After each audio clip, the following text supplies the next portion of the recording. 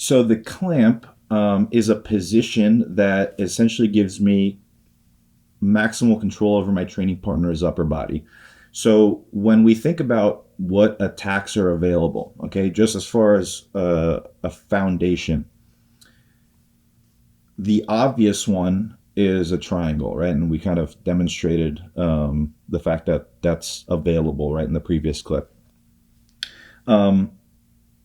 There's a very basic dilemma, right? This is, I would refer to this as like the foundational dilemma in the clamp position, which is the dilemma between a triangle and the omoplata, right? Those are going to be kind of your fundamental attacks that in reality, regardless of your skill level, whether you're just starting off or whether you're an expert, those are going to be the ones that are the most readily available and the ones that are most likely to succeed in the clamp position. Now, there's obviously other attacks that stem off of that position and other attacks that can be fed off of triangles and omoplatas. But as far as the foundation goes, triangle and omoplata is going to be your basic fundamental dilemma from that clamp position. So the question becomes, when do we go into triangle and when do we go into omoplata, right?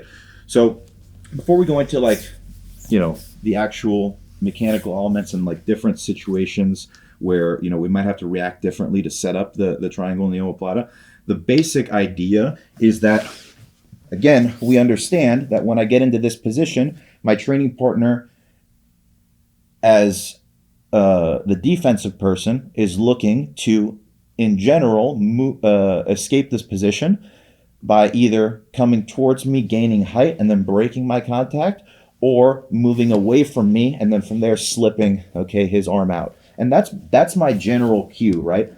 Because I have so much control here and so much limb extension, it's pretty easy for me to read what direction my training partner is going. And as he goes into any one of those directions of escape, it's going to be relatively easy for me to feed into one of those two fundamental attacks, right? So as a general rule, when your partner is coming towards you, triangle becomes the primary attack, right? That's the one that I'm typically going to look to go for.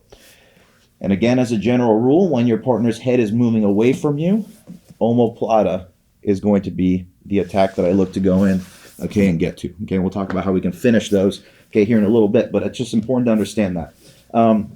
So it seems kind of obvious, right? Triangle is a really obvious attack here for the very reason that I've basically isolated my training partner's one arm and his head, and I'm not completely over the forearm, and there's definitely things he can do to stifle my ability to go into a triangle, and we'll touch on kind of the main things that he might do, but they're predictable, right? So I could still very, very efficiently and reliably go into triangles, even with his primary defenses. So the basic cue is going to be head coming towards or head moving away. And then how I react to the variety of different defenses that he's going to give me is something that we'll touch on a little bit later. So there are definitely things that I can do to try to maintain my training partner's head close to me. There are definitely things that I can do to force my training partner's head away from me. But a lot of times your training partner is actually going to just initiate one of those things. So when we get into this position here, it's rare that your partner is just going to stay here and accept this position. So all we have to think about doing is, as I feel that head's moving away from me, for example, it's hard for me to hold it, omoplata is going to be our primary option. And then from there, we're going to start feeding into different omoplata options. The head's moving towards me, I can't stop it from moving towards me. Triangle becomes our primary option, So that's the basic dilemma there. And in reality, those are going to be your most reliable options.